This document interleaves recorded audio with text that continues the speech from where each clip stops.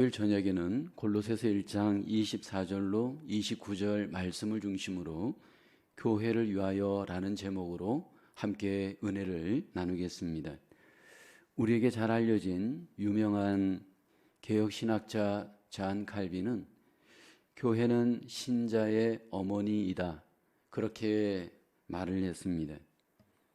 그리스도인에게 있어서 정말 중요한 존재가 바로 교회입니다. 그리스도인은 마치 어머니처럼 교회를 통해서 믿음을 배우고 그리스도인의 길을 안내를 받습니다. 그렇지만 우리가 경험하는 지상의 모든 교회는 우리가 생각하는 것만큼 완전하지 않고 불완전합니다. 성경 속의 교회들도 불완전한 모습이고요. 우리의 눈에 보여지는 교회, 우리가 경험하는 모든 교회가 불완전합니다. 어떤 분이 스펄전 목사님에게 찾아왔습니다. 목사님, 저에게 좀 완전한 교회를 소개시켜 주십시오. 그러자 목사님이 말했습니다. 그런 교회가 있으면 저에게 좀 소개시켜 주십시오. 나도 목회 그만두고 그런 교회에 있으면 좀 다녀보고 싶습니다. 그렇게 말을 했습니다. 그리고 덧붙여서 이렇게 말을 했습니다. 그러나 만일 당신이 그런 교회를 발견하거든, 당신은 제발 그 교회의 성도가 되지 마십시오. 당신 때문에 그 교회의 완전함이 깨어질지 모르기 때문입니다. 그렇게 말을 했다라고 합니다. 이 지상의 교회는 분명히 하나님께서 역사하시지만 그럼에도 불구하고 여전히 불완전합니다. 이 교회라는 말 원어는 에클레시아입니다. 세상으로부터 부름받은 하나님의 백성들의 모임이 교회입니다. 인위적으로 사람이 만들어낸 모임이 아니고 하나님께서 구약에는 이스라엘 백성을 구약 교회되게 하시고 신약에는 하나님께서 초대 예루살렘 교회로부터 시작하여서 많은 교회를 이 땅에 세우셨습니다. 그래서 사실 이 땅에서 모든 교회는 하나님께서 분명히 일하시고 역사하시는 분명한 모임이 맞습니다. 왜 하나님께서 이 땅에 이렇게 교회를 세웠을까?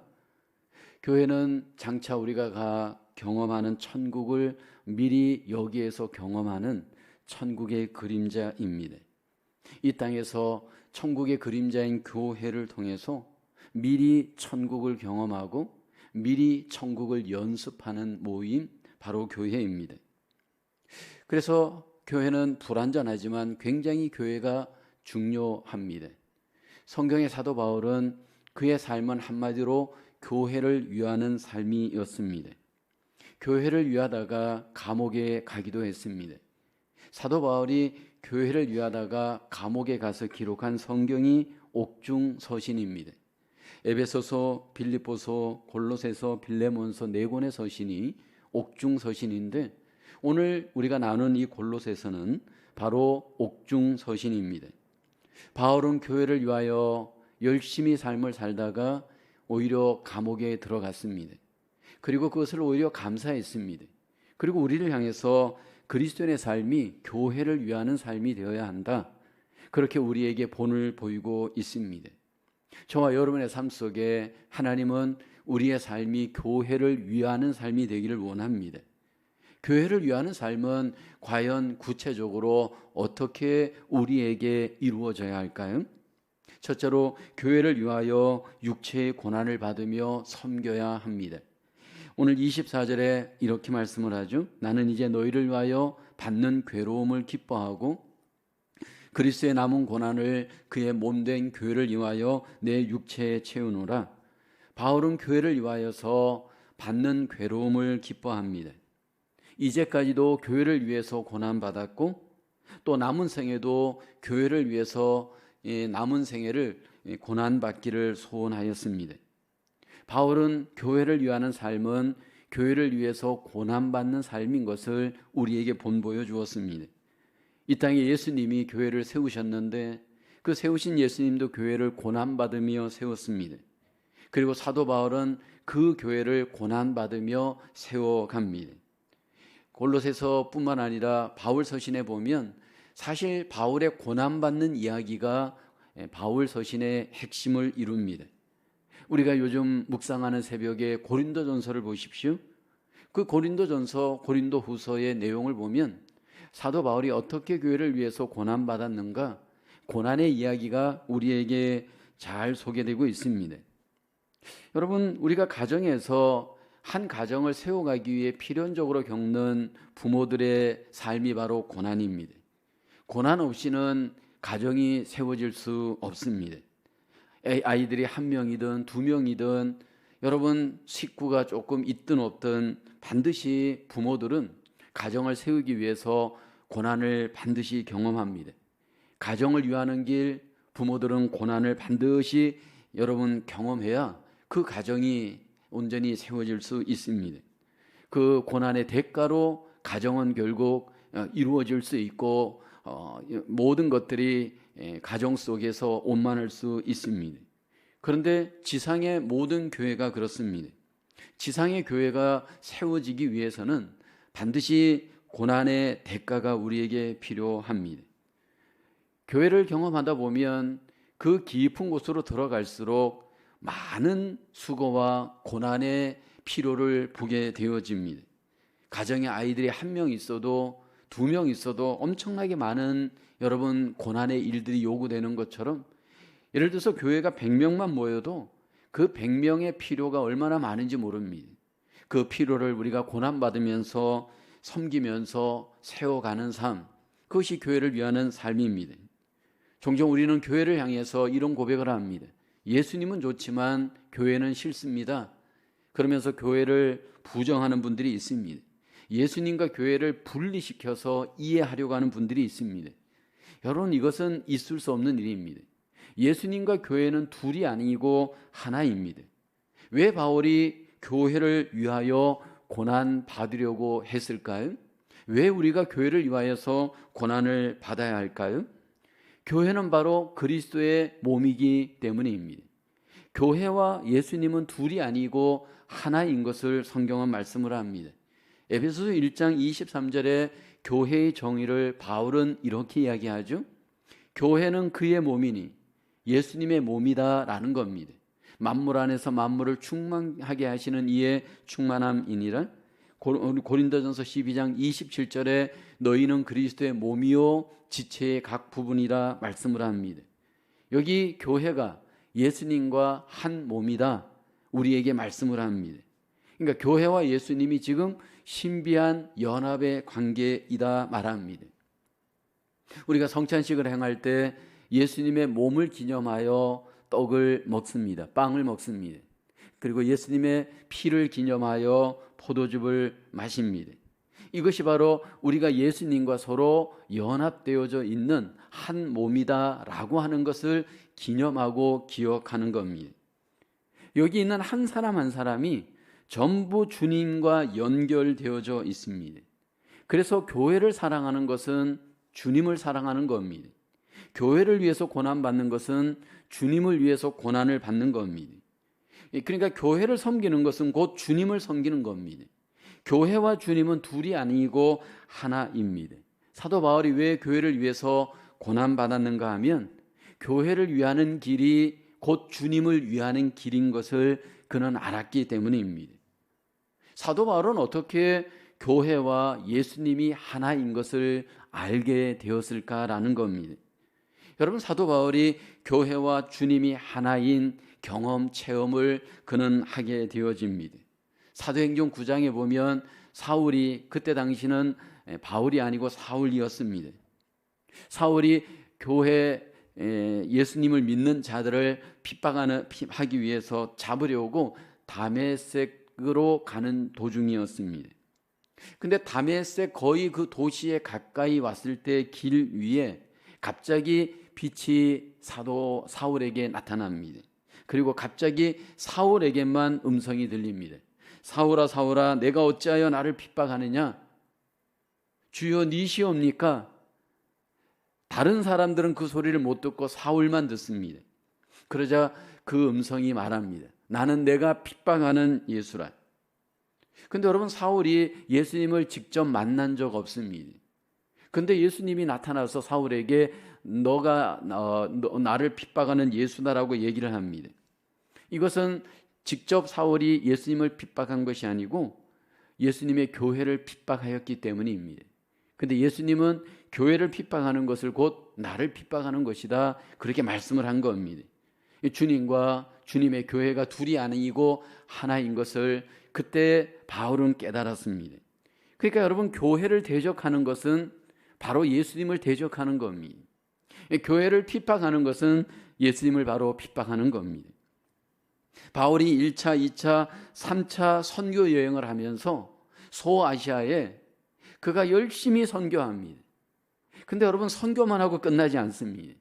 사도 바울을 보게 되면 선교하는 곳에 반드시 무엇을 하느냐 하면 교회를 세웁니다. 그래서 1차, 2차, 3차 선교 여행 때마다 사도 바울이 서신서를 보낸 그 모든 곳에 교회를 다 세웁니다. 왜냐하면 교회가 바로 그리스도의 몸이기 때문입니다. 그래서 사도 바울은 복음을 위하여 사는 것, 곧 교회를 위하여 사는 거고, 주님을 위하는 것이 곧 교회를 위하는 것이다 라는 것을 그는 알았습니다. 그래서 교회를 위해서 그가 하는 일은 고난받는 일입니다. 여러분, 오늘 우리가 눈에 보이지 않는 주님을 여러분 위하는 길이 무엇이냐면 바로 주님의 몸된 교회를 위하는 길입니다. 주님을 위하여서 고난받는 것처럼 내가 교회를 위해서 고난받으며 섬길 때 주님께서는 그 고난 중에 영광을 받으시고 하나님의 놀라우신 은혜로 함께 하십니다. 우리가 잘 부르는 찬송가 중에 311장 내 너를 위하여 라고 하는 찬송가가 있습니다. 이 찬송가 작시자는 프란시스 헤버갈입니다. 1836년부터 1879년까지 살았던 여성입니다. 영국에서 태어나 수도 원장의 딸로 자라서 아주 유복하게 잘 생활했습니다. 그런데 독일로 유학을 가서 엄청난 고생을 하게 되어집니다. 몸에 병까지 생겨서 굉장히 치료를 받으면서 힘들게 살던 어느 날 도시의 작은 화랑에 갔는데 그 화랑에서 그림 한 점을 접하게 됩니다. 렘브란트라고 하는 유명한 네덜란드 화가가 그린 작품 이 사람을 보라라고 하는 작품이었습니다. 근데 그 작품을 보면 그 글귀가 있는데 거기에 이렇게 되어 있습니다. 내가 너를 위하여 내 생명을 주었는데 너는 나를 위하여 무엇을 주느냐? 거기에 보면 고난당하시는 예수 그리스도의 모습이 있고 그 글귀가 그림에 쓰여져 있습니다. 프란시스는 생각했습니다. 내가 예수님을 믿는다라고 고백은 했는데 내가 주님을 위해서 고난받은 적이 있는가? 자기를 돌아봤습니다. 여러분, 이 시간 우리가 돌아봐야 될 것은 나는 정말 주님을 위해서 고난받은 적이 있는가라는 겁니다. 그 글귀가 이 프란시스 마음을 찔렀습니다. 예수님의 십자가 상을 묵상하면서 그리고 그 글귀가 생각나면서 마음에 감동이 가시지가 않았습니다. 그리고 난 뒤에 집에 돌아와서 그가 지은 찬송시가 바로 찬송가 311장 내 너를 위하여 라는 찬송시입니다. 내 너를 위하여 몸버려 피 흘려 내 죄를 속하여 살 길을 주었다. 널 위해 몸을 주건만 너 무엇 주느냐? 널 위해 몸을 주건만 너 무엇 주느냐? 2022년을 맞이해서 여러분, 우리가 주님께 받은 은혜를 다시 한번 마음에 감사하며 주를 위해서 고난받는 삶으로 하나님 앞에 드려지길 원합니다. 주를 위해서 고난받는 삶은 바로 교회를 위해서 고난받는 삶인 줄로 믿습니다. 주님께서 나를 위해서 고난받았다면 이제는 우리가 주의 몸된 교회를 위해서 고난받으며 주님을 더욱 사랑하며 2022년 교회를 위하시는 하나님의 귀한 백성들로 승리할 수 있기를 주의 이름으로 축원합니다. 두 번째로, 교회를 위하여 예수님이 교회의 중심이 되게 해야 합니다. 27절 말씀 제가 봉독합니다. 하나님이 그들로 하여금 이 비밀의 영광이 이방인 가운데 얼마나 풍성한지를 알게 하려 하심이라. 이 비밀은 너희 안에 계신 그리스도시니 곧 영광의 소망이니라. 여러분, 우리가 교회를 위하는 길은 교회의 중심이 예수님이 중심이 되어지도록 그분을 나타내는 겁니다. 여러분, 본문에서 바울은 교회가 하나님의 비밀의 영광이 드러나야 하고 하나님의 그 놀라운 그 감추인 영광의 소망이 드러나야 한다 말합니다. 이 교회 안에 감추어진 이 비밀, 이 하나님의 비밀의 영광, 이 영광의 소망, 이것이 드러나는 곳이 바로 교회가 되어야 되는데 그것이 무엇이냐면 바로 예수 그리스도이십니다.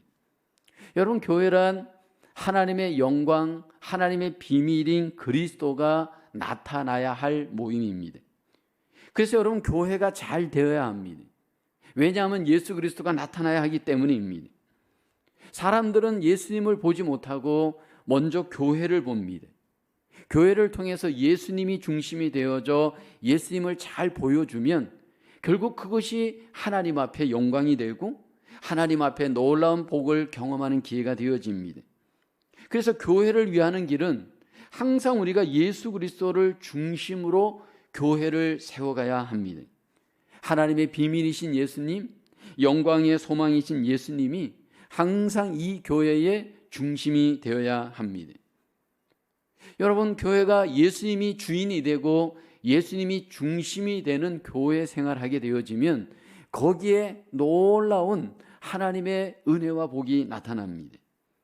종종 우리가 교회의 주인은 목사님인 것으로 오해할 때가 있잖아요.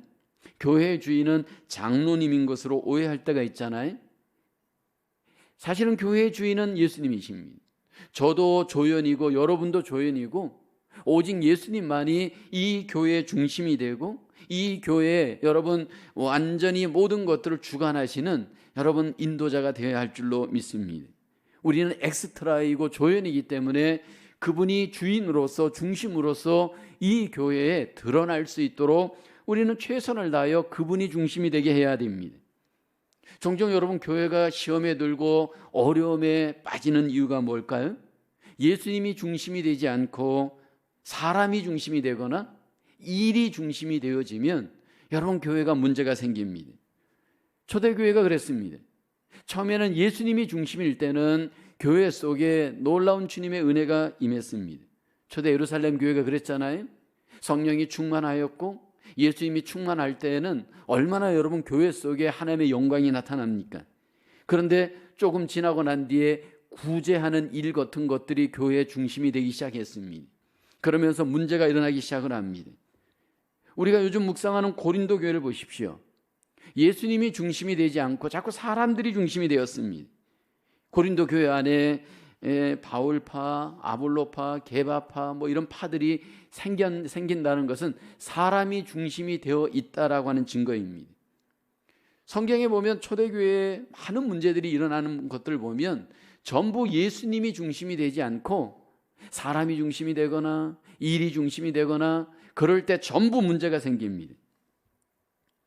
저는 교회 생활을 하면서 많은 문제 있는 교회를 보았습니다. 그리고 그 문제 있는 교회에 부임하여서 목회도 했습니다.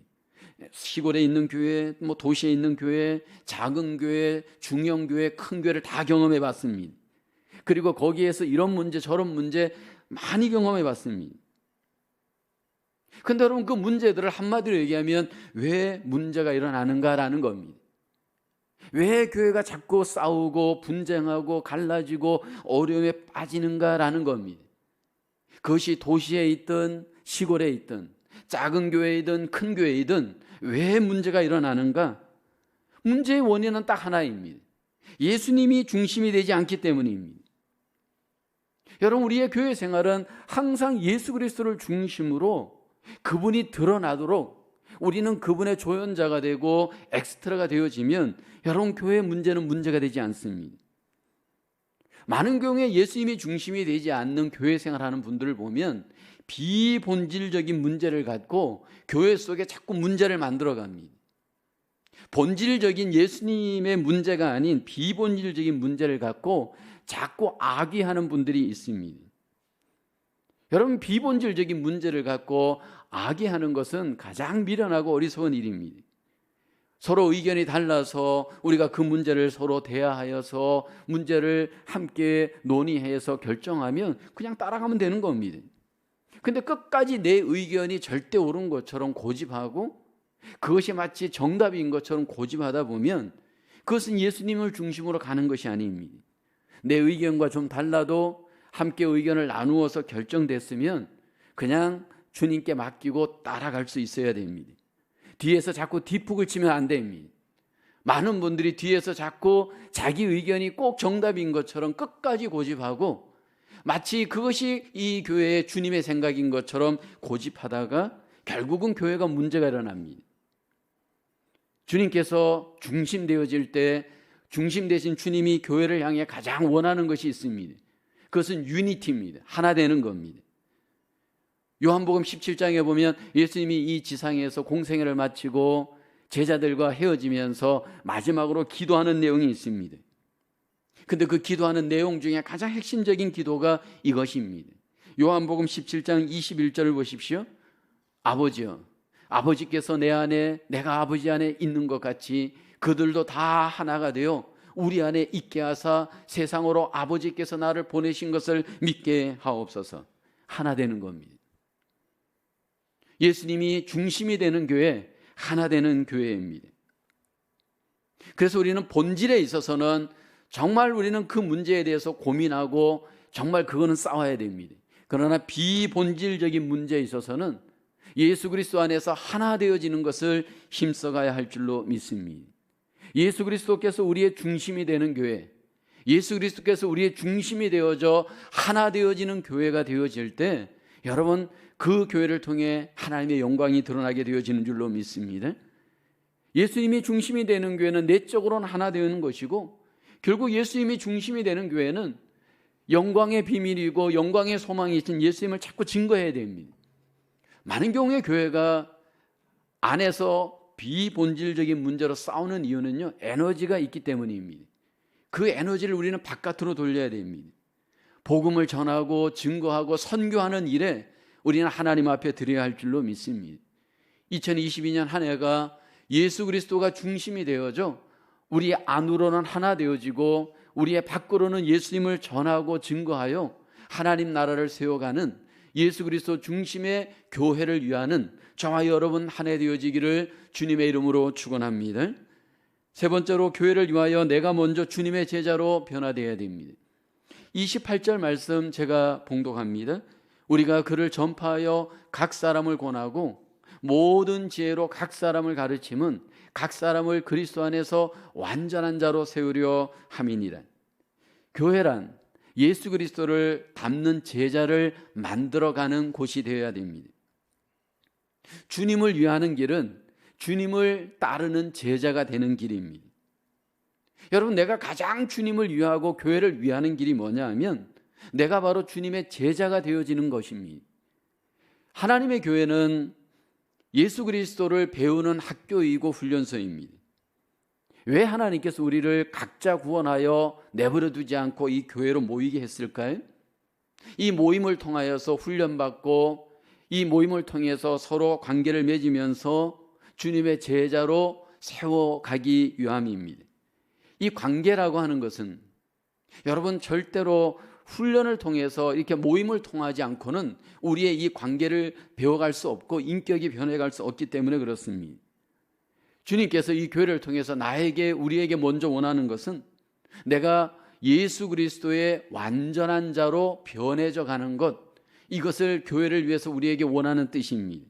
오늘 에베소서 4장 13절에 이 완전한 자의 의미를 이렇게 이야기합니다. 우리가 다 하나님의 아들을 믿는 것과 아는 일에 하나가 되어 온전한 사람을 이루어 그리스도의 장성한 분량이 충만한 데까지 이르리니, 주님께서 교회를 통해서 각 사람이 온전한 사람이 되어지기를 원합니다. 근데 그 온전한 사람이 누가 되어야 되냐면 바로 내가 되어야 됩니다. 이게 온전한 사람이라는 것은 바로 예수 그리스도의 장성한 분량이 충만한 데까지 이른 사람입니다. 여러분, 우리가 사복음서에 보면 제자라는 단어가 소개됩니다. 근데 바울 서신 13권에 보면 제자라는 말이 없습니다. 완전한 사람이 바로 제자입니다. 그러니까 예수님은 나를 따르려면 제자가 되라 말씀하고, 사도 바울은 예수님의 제자가 되는 것은 바로 온전한 사람을 이루는 것이다 우리에게 말씀을 합니다. 여러분, 교회를 통해서, 교회를 위하여서 가장 주님이 나에게 먼저 원하는 것은 내가 주님의 온전한 사람이 되어지는 겁니다. 저는 개인적으로 목회를 하면서 목회 현장에서 가장 힘이 나고 용기가 생기고 기뻐할 때가 있습니다. 그때는 바로 주님의 제자들이 교회 속에 생겨질 때입니다. 주님을 따르는 제자로서의 삶을 사는 분들을 보면 너무너무 기쁩니다. 밥을 사준 것 이상으로 기쁘고요, 또는 어떤 물질의 대접을 받는 것 이상으로 기쁜 것이 바로 어떤 한 사람이 변화되어져 주님의 온전한 사람으로 하나님 앞에 살아가는 모습을 볼 때입니다. 사실 여러분, 이것은 주님도 그 마음입니다. 우리가 주를 위하여서, 교회를 위해서 해야 될 가장 큰 사명은 우리 자신이 주님의 온전한 자로 먼저 변해져 가는 일입니다. 근데 여러분, 그 반대의 경우도 있습니다. 가장 교회를 섬길 때 힘들 때가 언제냐면, 가장 낙심이 될 때가 언제냐면, 바로 여러분, 주님을 닮지 않는 사람들이 자꾸 생겨날 때입니다. 시간은 많이 지나고 교회 생활은 오래 했는데 전혀 주님을 닮은 모습이 없습니다. 20년, 30년 교회 생활을 했는데 여러분, 주님을 닮은 모습이 없을 때에는 그것처럼 여러분 교회 속에 낭패가 없고 고통이 없습니다. 문제는 내가 먼저 변화되어야 됩니다. 많은 경우에 교회 속에서 설교를 하고 난 뒤에, 훈련을 받고 난 뒤에 많은 분들이 이상하게 나는 못 바라보고 상대방은 자꾸 바라봅니다. 내가 먼저 변화되어져 온전한 사람이 되어지면 그것이 바로 교회를 위하는 길인데, 나는 변하지 않고 자꾸 상대방에게 변하라고 이야기합니다. 근데 중요한 것은 내가 변화될 때에 교회가 교회다워지는 겁니다. 내가 온전한 자가 되어질 때 그것이 바로 교회를 위하는 길이고 주님을 위하는 길인 줄로 믿습니다. 그 일을 위해서 교회가 해야 할 일은 주님의 제자를 세우는 일에 최선을 다해야 할 것을 오늘 본문에서 바울은 강조합니다. 28절에 각 사람을 권하고 모든 지혜로 각 사람을 가르치면 각 사람을 그리스도 안에서 완전한 자로 세우려 함이니, 여기 우리가 주목할 단어는 각 사람입니다. 이 각 사람은 바로 나를 의미합니다. 한 사람 한 사람이 교회를 통하여서 예수 그리스도의 온전한 자로, 완전한 자로 세워가는 일, 그 일을 주님은 교회를 통해서 기대하십니다. 그래서 각 사람들이 교회를 통해서 변해가는 그 일을 위해서 교회 공동체는 최선을 다하여서 각 사람을 주님의 제자로 세우는 일에 교회가 교회로서의 기능을 다해야 됩니다. 안타깝게도 우리는 교회하면 건물을 먼저 생각하고, 교회하면 조직을 먼저 생각하고, 교회하면 사람의 숫자를 먼저 생각을 합니다. 그런데 여러분, 주님이 보는 교회는 그게 아닙니다. 정말 각 사람이 주님의 제자가 되었는가라는 겁니다. 이 교회당 안에 500명, 1000명 모이는 것이 우리에게는 관심이 됩니다. 그런데 주님께서는 교회 속에 정말 주님을 따르는 온전한 자, 제자가 정말 얼마나 되는가, 그것이 주님이 보는 기준인 줄로 믿습니다. 그래서 우리는 최선을 다하여 힘을 다하여서 주님의 온전한 자, 제자 되어지기를 우리 각 사람들이 힘써야 할 줄로 믿습니다. 그런데 중요한 것은요, 우리가 최선을 다하여 각 사람들이 배우고 훈련할 때 우리의 배움과 훈련을 통해서 우리의 노력으로 우리가 주님의 제자가 되는 것은 아닙니다. 물론 저도 제자 훈련을 하고 제자 훈련을 따른 여러 가지 성경 요절을 암송하고 묵상을 하고 독서를 하고 성경 읽기를 하고 설교 요약을 하고 여러 가지 생활 숙제를 합니다. 그 숙제를 통해서 내가 열심히 반복했다고 여러분 변화되는 것은 아닙니다. 그 훈련을 통해서 반복되어지는 그 모든 연습을 통해서 우리를 체인지시키는 것은 여러분 바로 성령님의 능력입니다. 이 성령님의 능력이 우리의 그 모든 반복되어지는 훈련 속에 함께 하실 때 능력을 경험합니다. 그래서 우리가 이런 훈련을 할 때 정말로 기억해야 될 것은요, 그 훈련 속에 성령님이 역사하시도록 기도하고 성령님을 의지해야 됩니다. 그냥 암송하는 거하고 내 안에 성령님의 능력을 의지하여 암송하는 것하고는 차이가 있습니다. 그냥 묵상하는 것하고 성령님의 능력을 의지하여 묵상하는 것하고는 차이가 있습니다. 성령님께 의지하여 묵상하고 암송할 때는 그 말씀이 우리에게 능력이 되어집니다. 그 하나님의 말씀이 우리에게 능력이 되어지면요, 우리의 마음속에 죄 문제가 해결되어지고 우리의 삶 속에 여러 가지 하나님의 능력을 경험하기 시작을 합니다. 그래서 우리 속에 오는 신호가 있는데 그게 뭐냐 하면 주님을 닮고자 하는 마음의 의지가 생깁니다. 주님의 뜻대로 살아가고자 하는 의지가 생기면서 우리의 삶 속에 놀라운 챌린지가 생깁니다. 사실 여러분, 많은 분들이 새해가 되면 계획을 세우고 목표를 막 세웁니다. 근데 대부분 작심삼일 되어지고 길어봤자 3달 이상 가지 못합니다. 해마다 반복되어지는 이유가 뭘까요? 여러분, 사람이 새로워지고 변화되어지는 것이 내 계획과 내 연습으로 되지 않습니다. 하나님의 성령께서 우리 속에 마음의 의지를 바꿔줘야 됩니다. 마음의 중심의 능력으로 역사해 줘야 됩니다. 그럴 때 우리는 예수 그리스도의 온전한 자가 되어지고 변화되어져 새 사람 되어지게 되는 줄로 믿습니다. 교회를 위해서 주님이 나에게 먼저 요구하는 것은 내가 바로 제자가 되는 겁니다. 2022년 저와 여러분 속에 2021년도보다는 변화되어지는 온전한 자의 모습이 나에게 회복되어지는 한 해가 되기를 소원합니다. 내 속에 변화되어지는 온전한 주님의 제자의 모습이 있는 삶, 그것이 바로 내가 교회를 위하는 주님이 기뻐하시는 삶인 줄로 믿습니다. 2022년 주님은 우리를 교회로 모이게 하시고 교회 공동체를 함께 세워가기를 원합니다. 교회를 위하는 길은 교회를 위해서 우리가 고난받는 길입니다. 주님의 몸된 교회를 위해서 나에게 주신 사명의 자리, 삶의 자리에서 고난받으면서 함께 교회를 섬겨가시는 저와 여러분 되기를 원합니다. 교회를 위하는 길은 예수님이 항상 중심이 되는 삶을 사는 겁니다. 교회의 주인 되시고 중심 되시는, 항상 예수 그리스도 중심의 교회를 세워가시는 저와 여러분 되어야 할 줄로 믿습니다. 교회를 위하는 길은 내가 먼저 주님의 제자가 되는 길입니다. 그때 그 제자됨을 통해서 하나님의 놀라운 성령의 능력이 우리 속에 나타남의 증거가 되어지고 그로 인해서 하나님의 교회 속에 하나님의 놀라운 영광이 드러나게 될 줄로 믿습니다. 2022년 우리의 교회의 삶이 다시 한번 사도 바울과 같이 교회를 위하는 삶, 하나님께 영광이 되어지는 삶으로 우리 모두가 승리할 수 있기를 주님의 이름으로 축원합니다. 기도하겠습니다. 살아계신 하나님, 우리에게 교회를 선물로 주시고 함께 교회 공동체를 통하여 하나님께 영광 돌리게 하심을 감사합니다. 2022년 한 해를 우리가 살아갈 때 몸된 교회와 함께 우리의 믿음도 새로워지게 하시고 삶도 새로워지게 하시고 우리의 모든 하나님과의 관계도 더욱 풍성해질 수 있도록 하나님 도와주시옵소서. 사도 바울처럼 우리도 교회를 위하여 내가 먼저 고난의 섬김을 감당하며 교회를 위하는 헌신의 삶 되게 하여 주시옵소서.